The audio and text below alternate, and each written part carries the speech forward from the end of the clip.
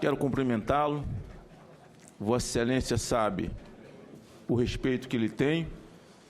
A nação sabe do meu posicionamento com relação a Vossa Excelência, a sua sabatina, e, a despeito de qualquer outro advento que já tenha ocorrido com uma ação do Ministério Público Federal desse país, a Procuradoria-Geral da República, o advento desse momento, ou seja, a Operação Lava Jato, Vossa Excelência tem sido alvo dos olhos de uma nação que torce e quer ver a nação passada limpa. Nesse momento não conta, porque quando meu partido foi desse jeito, o outro está no poder agora desse jeito, não, mas esse aprendeu a fazer, foi com o outro, não conta nada disso. Nós estamos vivendo um processo depurativo absolutamente fedorento, porque tumor, quando vem a furo, o pus fede, mas só cura se tirar o carnegão. E o tumor da nação brasileira veio a furo, e é muito pus todo dia. E o Ministério Público Federal, juntamente com a Polícia Federal, e até fico assim, algumas vezes meditando, quando vejo o governo dizer que é nesse governo que o Ministério Público apurou mais que a Polícia Federal, como se o Ministério Público fosse mandado pelo governo, que recebeu uma ordem para apurar, e também a Polícia Federal. O Ministério Público é uma das instituições, patrimônio desse país, que de vez em quando tem sido arranhado, não pelos sacerdotes da justiça, mas pelos concurseiros, que já fizeram 10, 15 concursos, não passou no do Ministério Público, depois vira o cavalo do cão. Aí vira promotor, vai para o interior, faz gente de bem virar bandido, né? E o sujeito é gente de bem, vira prefeito, com 4 anos já é bandido, porque o promotor é que manda, ele é que confisca. E eu acho que essa instituição valorosa é preciso tomar providência no sentido de colocar freio a essas questões para não arranhar a instituição. Mas nessa questão, digo, Vossa Excelência, nesse momento em que a delação premiada tem trazido à tona fatos que nós desconhecemos, e eu conheço muito bem isso, porque na CPI do narcotráfico caminhou esse país comigo um motorista maranhense chamado Jorge Meres, a quem nós demos proteção à testemunha e demos a ele essa proteção por conta das delações, é que nós desbaratamos de Delbrando Pascoal a Coronel Viriato ao deputado Caíca, deputado Zé Gerardo do Maranhão e uma série de criminosos que foram desvendados, presos, continuam presos a partir das delações de Jorge Meres na CPI do narcotráfico. Pois bem, a delação premiada, eu ouvi Vossa Excelência falando, estava na televisão ouvindo, ela é muito importante à medida de que o indivíduo tem alguma coisa para dar. É por isso que Marco Valério se lascou. Porque podia ter delatado no começo, não quis, achando que ia ter proteção, todo mundo já cumpriu pena e ele continua preso. Porque não existe delação depois da condenação, correto? Depois da condenação pode pedir que não tem. Já existe, mudou, mas não existia. Condenado não tem mais delação. E a partir desse momento, exatamente, o sujeito não pode dar uma delação daquilo que já falaram. Ou aquilo que ele quer falar acrescenta a investigação, ele não terá. E uma outra coisa é a falsa comunicação de crime, como Vossa Excelência falou. O que ele disser tem que bater vírgula por vírgula, porque se não bater, recai contra ele, porque é uma falsa comunicação de crime. Até aí, penso que é o instrumento necessário. E aí Vossa Excelência começa a ser atacado por alguns. Eu penso que, numa delação premiada, quando o indivíduo é atacado, quem não deve tem que ter a indignação do justo. Qual homem público que nunca foi atacado? Eu já fui atacado de forma vil, pelos Vedoim, pelo pai, pelo filho, 2 canalhas, 2 pústulas, a partir do advento da prisão do comendador Arcanjo de Mato Grosso, que, junto com o procurador Pedro Taques, ex-senador e hoje governador, colocamos na cadeia. Eles resolveram direcionar um ataque a mim em represália por conta da prisão de Arcanjo. Eu ia para a tribuna do Senado e dizia, Deus me tira ou me mata. Esses pústulas, canalhas, nojentos, resto de gente, se provarem alguma coisa contra mim, renuncio do meu mandato. Agora, o sujeito, ao invés de atacar quem fez a delação, porque Vossa Excelência não está envolvido na Lava Jato. Vossa Excelência não foi preso, não pediu delação.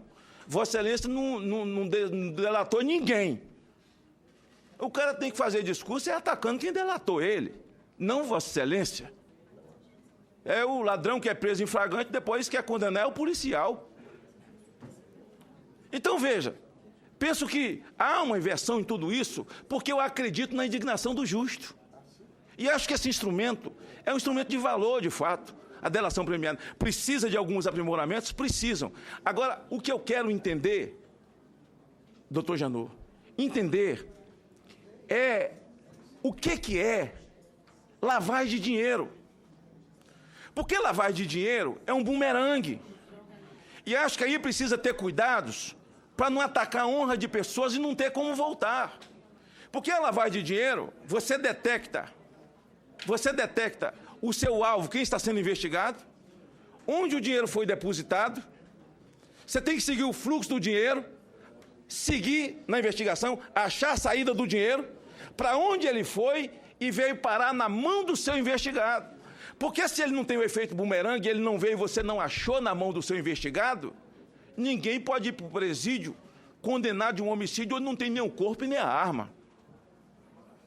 Então eu pergunto, qual é o critério para dizer que alguém lavou dinheiro? Porque o cara fala assim, não, porque fulano recebeu 2 milhões, 3 milhões, 5 milhões. Encontrou na contabilidade do cara que passou 15 mil reais para não sei quem e tal. Um cara que se suja por 15 mil reais é um descarado. Recebeu tantos milhões, veja esse caso.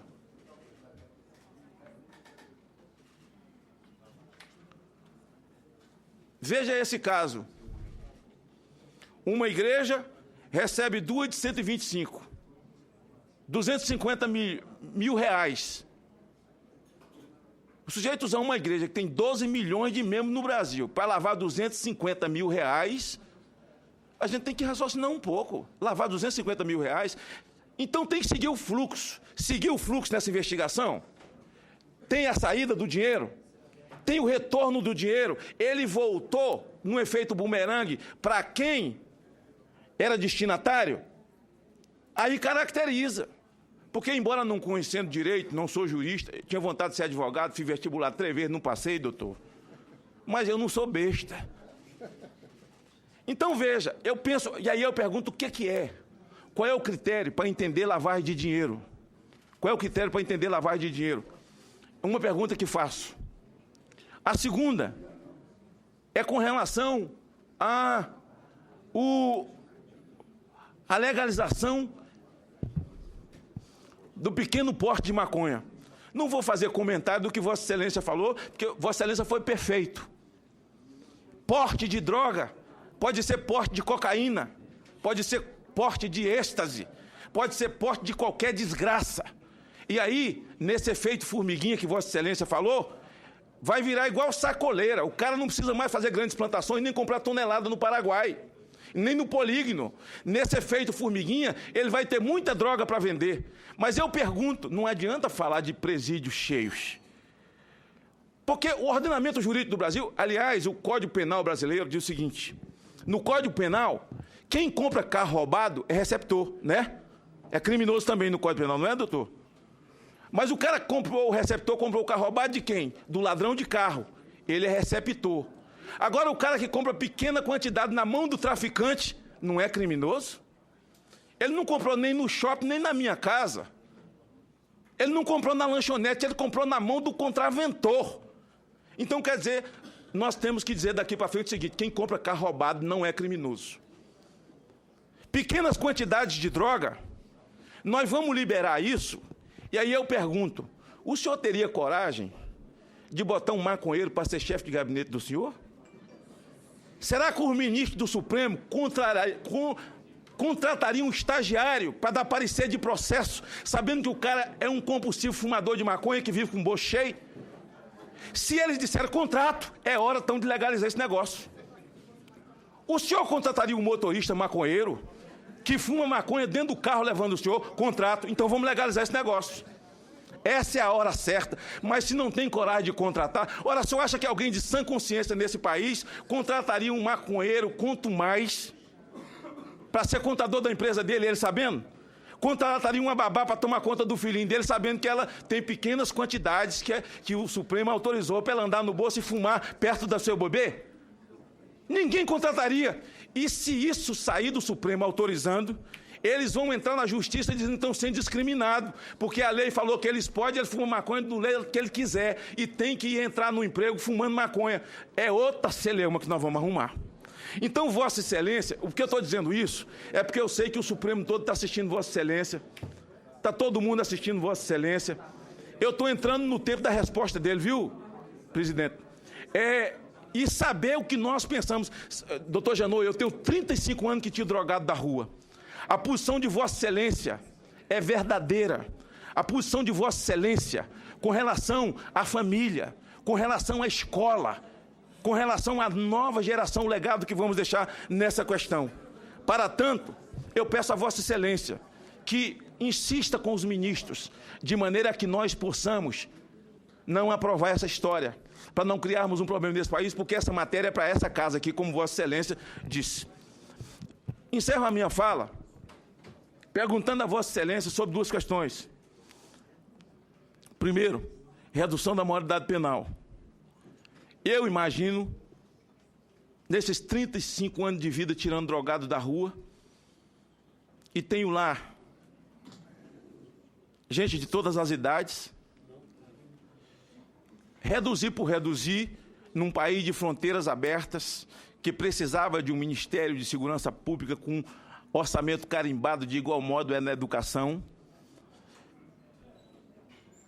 Reduzir por reduzir, nós não vamos reduzir a violência, porque no grande bolo da violência no Brasil, a redução faz parte, porque esse é um país em que o homem travesti de criança estupra, mata, sequestra e tem que levar uma tarja no olho, porque ele é criança com 17 anos matando e estuprando. Eu digo o seguinte, doutor, nós temos dois elencos de crime, o crime hediondo e o crime não hediondo. Você separa o crime que não é hediondo do crime hediondo, e você não precisa levar para aquilo que os defensores dos direitos humanos, que defendem direitos humanos nessa questão, como se os humanos não tivessem direito. Eles acham que a penitenciária vai fazer do marginal um lugar pior, vai fazer dele pior. Não é. Ele piora na escola técnica. A escola técnica é Fundação Casa, no meu estado do senador Ricardo Ferraz, é IASD o nome. IASD o nome. Ali sim é a escola do crime. O menino que rouba um relógio vai para dentro dessa escola do crime junto com o outro que já estuprou e é incendiador de ônibus. Esse que roubou o relógio fica igual o outro para não morrer dentro do sistema. Separa esses dois meninos. Separa o que cometeu o crime hediondo do que não cometeu. E acaba com esse meio, acaba com essa escola técnica. E isso deve ser projeto de governo, e não é reduzir por reduzir. A partir desse momento, cria-se centros de ressocialização para a formação de campeões em esporte de alto rendimento para esse país. Você tira o cachimbo de crack da mão, toma a escopeta da mão, ele cumpre a pena dele, você devolve um atleta para o Brasil. Não é para fazer esse menino morrer no sistema, esse menino ser marginalizado e jogado num calabouço. Então, essa é uma proposta para salvar a vida, cristã e inclusiva. Então, eu pergunto ao senhor, o senhor é contra por ser contra? Ou o senhor acha que nós temos que buscar um meio, no sentido, não tão somente de responder à sociedade, mas evitar essa mortandade que ocorre nas ruas todos os dias? E, de uma certa forma, responder também com um projeto verdadeiro para a sociedade brasileira. Eu gostaria que Vossa Excelência me respondesse essas duas perguntas, a consideração que eu fiz com relação, e eu parabenizo Vossa Excelência pela sua posição, mais uma vez, com relação à questão das drogas e a questão do aborto. A minha pergunta a Vossa Excelência, eu que sou presidente da Frente da Família Mista do Congresso Nacional, senador Bill, eu estou dentro do meu tempo, eu estou comendo o tempo dele agora, daqui a pouco, quando o nosso tempo encerrar, e Vossa Excelência terá a palavra, esse senador de Alagoas aqui, fica me dando esporro, batendo no telefone, ó, batendo aqui no relógio, você vai quebrar o relógio. Ó. Vossa Excelência tem a palavra. Não se pode mais retirar a palavra de Vossa Excelência. O orador já concedeu a palavra. Muito obrigado. Senador Magno Malta, a definição do crime de lavar dinheiro é uma definição técnica, né? E, basicamente, é você trazer dinheiro aurido ilicitamente para uma circulação lícita. Quanto ao caso específico, né, eu já disse ao senador Crivella, ele está submetido ao Supremo e é o fórum próprio que vai analisar essa questão. Mas eu só queria saber de Vossa Excelência. Quando você investiga que alguém lavou, ele lavou para voltar limpo para a mão dele. O dinheiro vai sujo e vem limpo para a mão dele. O fluxo não tem que ser acompanhado no efeito bumerangue para chegar até o seu investigado? Essa é a minha pergunta. Senador, a questão está submetida ao judiciário, né? Então vamos deixar que o judiciário... Não quero forçar a barra, eu só quero que o senhor fale até onde o senhor pode falar. Fora disso, não tem... A definição da lavagem dinheiro é uma definição legal, é um crime definido legalmente, e em tese é isso. É o ilícito que passa a ser, o dinheiro ilícito que passa a ser lícito. A questão específica está submetida ao judiciário, é o meio próprio que vai apreciar isso lá. Legalização do pequeno porte, minha posição já é conhecida, fiz sustentação no Supremo Tribunal Federal. A redução da maioridade penal, eu não me manifesto aqui sobre a questão constitucional, porque isso deve chegar ao Supremo Tribunal Federal. Então, não me manifesto sobre um assunto que eu terei que funcionalmente oficiar perante o Supremo Tribunal Federal. Mas devo dizer ao senhor que eu sou contra, sim, a redução da maioridade reduzir penal. Por reduzir. Reduzir por reduzir não leva a coisa alguma, né? E a questão do aborto, eu acho que a questão do aborto tem que ser tratada aqui, no Congresso. Correto. Então, nós temos hoje 3 hipóteses: a anencefalia, o aborto por estupro e o aborto terapêutico, né? E o Congresso é que tem que deliberar. Essa é a casa de se deliberar qual a extensão do aborto ou não.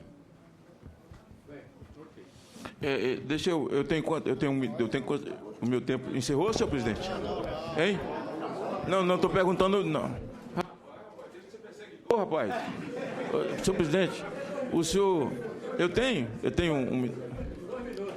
Vossa Excelência, na realidade, se somar o tempo que usou, já ultrapassa 2 vezes o tempo mesmo? concedido. Mas eu queria... Mas essa presidência é democrata, é tolerante. Benevolente. Contanto que Vossa Excelência assuma o compromisso de abreviar a sua colocação.